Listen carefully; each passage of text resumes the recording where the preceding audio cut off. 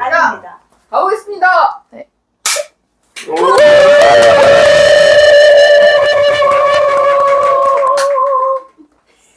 네, 목사님. 오늘은요. 네.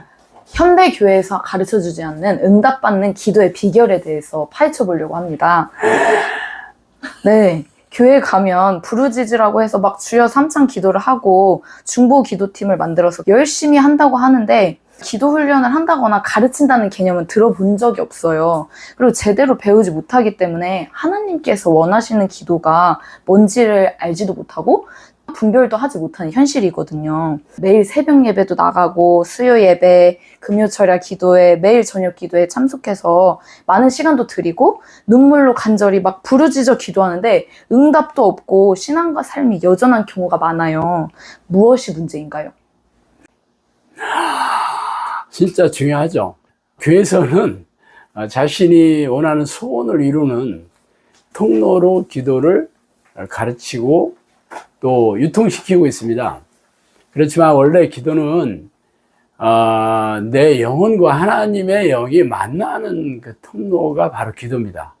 그렇기 때문에 기도의 목적은 하나님을 만나서 동행하고 깊고 친밀하게 이렇게 사귀는 것이 기도의 목적이에요. 그런데 사실 평생 교회 다녀왔어도 그렇게 가르치는 데가 없어요. 그러다 보니까 아무리 기도해도 응답이 없는 거잖아요. 성경에는 그렇게 기도하라는 그런 내용도 없고 성경의 위인들도 그런 기도를 한 사람도 없어요. 그런데 어떻게 된 일인지 현대의 교회에서는 기도를 마치 알라딘의 램프를 문지르는 그런 행위로 알아요. 그래서 응답이 없으면 희생의 강도를 더하는 거죠. 그래서 새벽 기도를 작정하거나 아니면 중보 기도팀을 만들어서 릴레이 기도를 하거나 아니면 헌금 봉투를 맨날 드리면서 하는 것까지 짐 싸들고 올라와서 금식을 선포하고 말하자면 하나님 응답 안 해주면 나는 금식하다 죽을 거예요. 하나님의 목을 졸라대는 거예요. 이런 행위는 불량한 아들이 아버지의 재산을 내놓으라고 횡포해 부리는 것과 다를 바가 없습니다. 성령님께서 저한테 이런 얘기를 했어요. 하나님은 말을 한다고 듣는 분이 아니다. 아무리 얘기해도 응답이 없을 거라는 얘기죠. 그래서 성경으로 돌아와야 되는 거죠. 성경에는 응답받는 기도는 의인의 기도를 얘기하고 있죠. 하나님은 의인의 기도를 들어주시고 악인의 기도를 들어주시지 않는다. 혹은 의인의 기도는 역사하는 힘이 강하다. 혹은 요한복음 15장에 보면 예수님께서 이 포도나무 비유를 한 게 15장인데 내가 너 안에 말씀이 내 안에 있으면 내가 너 안에 너가 내 안에 있으면 무엇이든지 구해라. 그러면 다 응답하겠다. 실제적으로 믿고 구하는 자들은 다 응답을 주시겠다라는 말씀이 믿는다라는 게 주실 것을 믿는다 해가지고 자신의 탐욕을 구하고 소원을 이루는 통로로 잘못 착각한 거죠. 하나님은 이 믿음이 있는 자들은 히브리서 11장 6절에 보면 믿음이 없이는 기쁘시게 못하나니 하나님께 나아가는 자는 그가 계신 것과 자기를 찾는 자들에게 상 주신 이심을 믿는 거다 그랬어요. 성경에서 말하는 믿음은 하나님이 살아계시다는 것을 믿는 거고 그 하나님이 우리의 주인이자 우리의 왕이자 우리의 하나님이시고 우리를 만드신 목적이 당신의 찬양받기 위해서 영광을 받기 위해서 말하자면 우리가 하나님의 뜻에 순종하는 도구로 지으셨다는 거예요. 당연히 그런 하나님은 당신의 자녀가 늘 자신을 찾아와서 자신과 교제하기를 원하고 동행하기를 원하고 당신의 뜻을 깨달아서 순종하기를 원하는 거죠. 이런 사람의 기도를 응답해 주신다고 했지 언제 내가 원하는 것을 주구장창 구하고 혹은 내 삶의 문제 혹은 육체의 문제를 이루는 통로로 이건 하나님을 무슨 문제 해결을 하는 해결사나 아니면 도우미로 생각하는 거지 주인으로 생각하는 게 아닙니다. 그래서 응답이 없는 거고 응답을 얻으려면 하나님이 기뻐하시는 의인이 돼야 되고 평소에 늘 하나님과 교제하는 기도의 습관을 들여야 되죠. 예수님 보세요. 예수님 어떻게 기도하셨어요? 새벽 미명에도 기도하시고 밤새도록도 기도하시고 틈만 나면 한적한 곳에 가서 기도하시지 않았어요? 다니엘도 하루 3번을 정해놓고 기도했다고 그랬고 예수님 당시에 경건한 유대인들도 하루 3번씩 기도했는데 한 번 기도할 때마다 뭐 적어도 1시간 했겠죠. 베드로도 제 9시 기도 시간에 기도하다가 고넬료에게 가라는 명령을 받은 것도 하루에 3번씩 정해놓고 성경에서는 늘 쉬지 말고 기도하라. 늘 항상 깨어서 기도하라. 전심으로 기도하라. 기도하는 내용도 하나님을 기쁘시게 하는 기도, 하나님의 뜻을 구하는 기도, 하나님과 교제하는 기도를 이런 기도를 하지 않기 때문에 응답이 없는 거예요. 이렇게 기도하시면 응답 옵니다. 일요일이면 교회를 다녀와야 마음이 놓이며 교회를 다니고 있으니 나는 당연히 천국 간다고 막연한 믿음을 가지고 살아가는 수많은 크리스천들. 나도 그랬었다. 예수님은 육체의 사람에서 성령의 사람으로 다시 태어난 사람만이 천국에 들어가는 자격을 얻는다고 말씀하셨어요. 그리고 그 증거로 성령의 사람은 자신의 생각이나 계획대로 사는 것이 아니라 하나님의 음성을 듣고 하나님의 뜻을 따라 살게 되죠. 마치 바람이 제멋대로 부는 것 같이 성령으로 난 사람은 오직 성령께서 인도하시는 삶을 통해 증명됩니다. 전지전능하신 하나님인 성령이 인도하시는 삶은 성령의 능력과 놀라운 기적과 이적으로 일하시며 삶과 영혼 그리고 신앙과 사역에 풍성한 열매를 맺게 되지요. 성령의 사람이 되는 방법. 하나님을 만나는 법.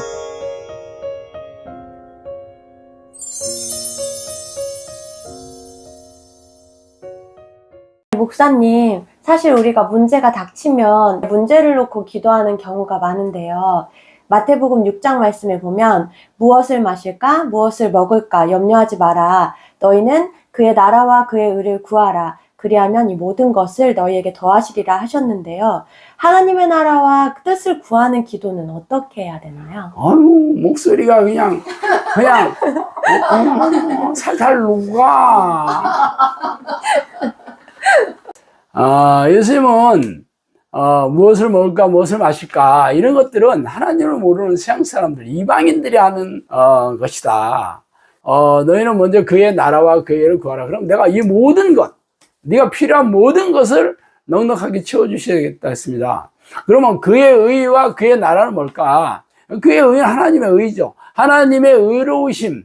하나님의 의는 이 세상 모든 사람들이 전부 죄인이기 때문에 스스로 구원을 얻을 만한 사람은 한 명도 없기 때문에 죄가 없으신 예수님을 이 땅에 보내주셔서 우리를 대신해서 십자가에 돌아가심으로 우리가 구원을 얻을 수 있는 통로를 열어주신 게 의입니다.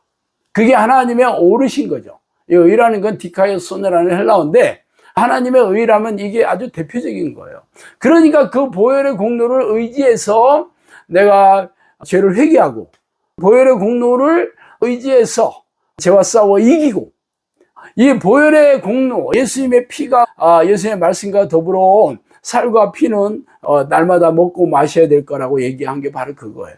그래서 항상 예수 그리스도의 보혈의 공로를 의지해서 회개를 하고 죄와 싸우는 게 하나님의 의를 구하는 거잖아요. 우리의 구원의 통로가 되시고 그분을 통해서 그 예수 그리스도의 보혈의 공로를 의지해서 죄를 회개하면 죄 없다 하심으로 우리가 하나님과 화목돼서 구원을 받을 수 있는 통로가 열렸잖아요.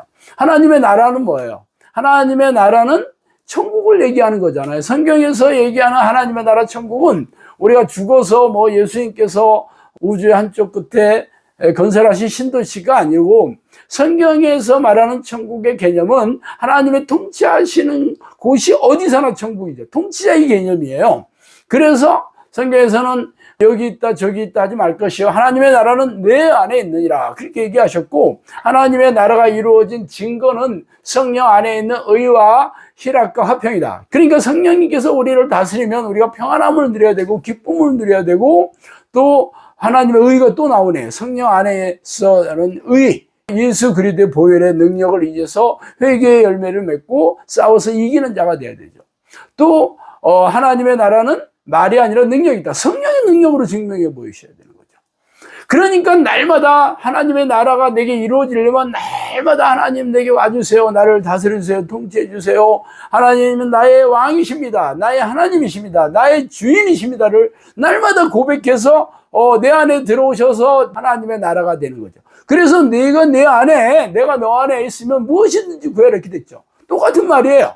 그래서 날마다 하나님의 이름을 부르고 그분과 늘 사귀고 교제하고 동행하기를 갈망하는 마음으로 쉬지 않고 하나님의 이름을 부르는 기도를 해야 되니, 이게 하나님의 나라를 구하는 거예요. 결국 하나님의 나라와 하나님의 의를 구하는 사람들은 하나님께서 너는 내 자녀, 내 백성이다, 너는 내 것이다라고 인정해 주는 사람이거든요. 이런 사람들에게 하나님께서는 그를 통해서 하나님의 나라가 이루어지게 하죠. 영혼 구원 사역을 이루어주는 통로로 쓸 뿐만 아니라 구하지 않은 모든 필요를 채워주신다. 그럼 실제적으로 성령님께서 제가 하나님을 부르는 기도를 10년을 하고 성령님께서 오셨을 때 저한테 사역을 명령하셨어요. 너는 앞으로 사람을 낚는 어부가 될 것이다 하시면서 네가 귀신을 쫓아내고 병을 고치고 귀신의 계략을 알리는 사역, 영혼 구원 사역을 할 것이다 하셨고, 앞으로 너의 필요를 다 채워주시겠다 그렇게 약속했어요. 너의 사역과 너의 삶의 모든 필요를 다 채워주고 내가 너와 함께 하겠다고 수도 없이 약속하셨거든요. 그래 저는 제 필요를 한 번도 구해본 적이 없습니다. 제 삶이 사실 그때는 악성부채 빚더미에 앉아가지고 10년 동안 인생이 무지막지하게 떠내려가서 이 기도를 하게 된 동기가 되기도 했지만, 제가 빚 갚아달라는 기도를 한 번도 한 적이 없는데 성령님께서 나중에 이제 제 빚을 갚아주겠다 하고 기적적으로 갚아주셨거든요. 그리고 10년 동안 영상학교 식구들에게 헌금 강요를 한번 한 적도 없고, 이런 헌금 저런 헌금 예락한 적 없어요. 성경에서 얘기하는 11조는 성령님께서 11조는 마땅하다 얘기하셨고, 헌금은 은밀하게 자발적으로 기쁜 마음으로 드리는 거니까 그건 본인들이 하나님의 말씀에 순종하기 위해서 드리는 거고, 또 헌금의 목적도 구제와 선교에 쓰이는 거잖아요. 네. 하나님의 뜻대로 잘 이행하고 순종하기만 하면 하나님께서 채워주신다는 것을 수도 없이 체험을 했고, 또 영상학교에서 기도하는 사람들에게도 그러한 삶의 많은 문제들 때문에 오신 분들 많아요. 고질병이나 정신질환이나 불치병 이런 것 때문에도 많이 오셨지만, 다른 삶의 문제들도 하나님이 해결해 주시고 행복하게 해 주십니다. 전부 하나님의 나라와 의를 구하는 기도를 한 사람들에게 이루어지는 거예요. 그런데 이런 하나님의 뜻에는 관심도 없고 오직 자신의 소원을 이루고 자신의 세속적인 성공을 채우고 혹은 육체나 삶의 문제만 해결하려고 읍수하는 이런 기도는 사실 미혹의 영이 넣어주는 기도고, 이것은 잠언에서 얘기한 대로 거머리의 딸이 다오다오 하는 그런 기도야. 하나님은 오직 그의 나라와 그의 의를 구하는 자에게 찾아오셔서 그런 백성들은 구하지 않아도 필요를 다 알고 계십니다. 다 채워주시는 그런 체험을 하게 되고, 그래서 우리가 하나님의 나라가 내 안에 이루어지면 성령의 능력이 드러나고 또 기쁨과 평안한 가운데 살게 돼요. 물론 이 기도를 방해하는 악한 영들도 만만치 않지만 결국은 예수님의 보혈의 공로를 의지해서 잘 싸워 이기는 자가 되고, 설령 내가 연약하고 부족해서 넘어졌다 할지라도 예수 보혈의 공로를 의지해서 회개하면 하나님께서 용서해 주시고 씻어 주시잖아요. 그래서 죄 없다고 인정해 주시잖아요. 그래서 우리가 이 예수 그리스도의 보혈의 공로를 의지해서 죄와 싸워 이기고 늘 하나님을 부르는 이 기도를 습관을 들여야 됩니다. 기도의 습관을 들일 때 하나님께서 나와 평생 동행하십니다.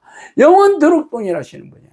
근데 대부분의 사람들이 기도도 하지 않을 뿐만 아니라 기도하는 소수의 사람들도 새벽 기도에 나와서 5분 10분 하는 게 전부고, 기도하는 내용도 하나님의 뜻하고는 관심이 없으니 아무리 기도해도 응답이 없잖아요.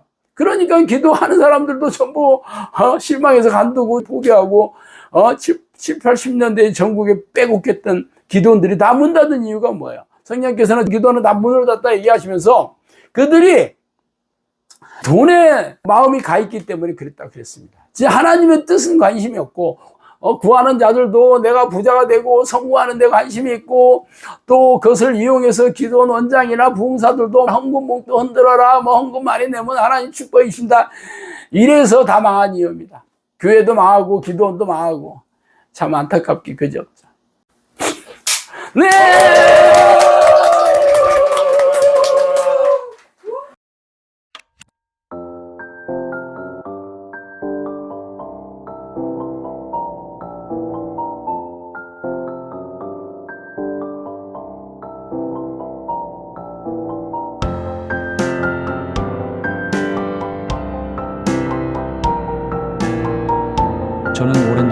인생 실패전, 빚더미에 앉아서 마구 떠내려왔던 지난 시절이 있었어요. 교회를 열심히 다니는데도 왜 내 삶은 고단하고 팍팍한지, 성경에 선포한 수많은 하나님의 약속들, 설교 강단에서 축복의 말씀을 쏟아부었던 목회자들이 답을 해주지 않았죠. 지금은 하나님의 능력과 은혜로 세상의 어떤 교회에서도 볼 수 없는 필요를 넉넉하게 채워주시는 하나님의 도우심으로 살아가고 있어요. 인생이 불행과 고통에 휩싸여 앞으로 어떻게 살아가야 할지 모르겠다고 눈물이 앞을 가리신다면 하나님을 간절히 부르는 기도를 시작해보세요. 한치 앞을 알 수 없는 마지막에 가까워지고 있는 이때에 오랫동안 고생의 떡과 슬픔의 눈물을 마시며 살았던 인생 선배로서 하나님의 축복으로 어떻게 이렇게 놀라운 삶을 살게 되었는지 고통받고 있는 크리스천들에게 알려주고 싶어서 이 책을 쓰게 되었어요. 당신도 이 책을 통해 형통하고 행복한 삶을 살게 되면 좋겠습니다. 크리스천 영성학교 신목사의 행복을 잃어버린 크리스천입니다.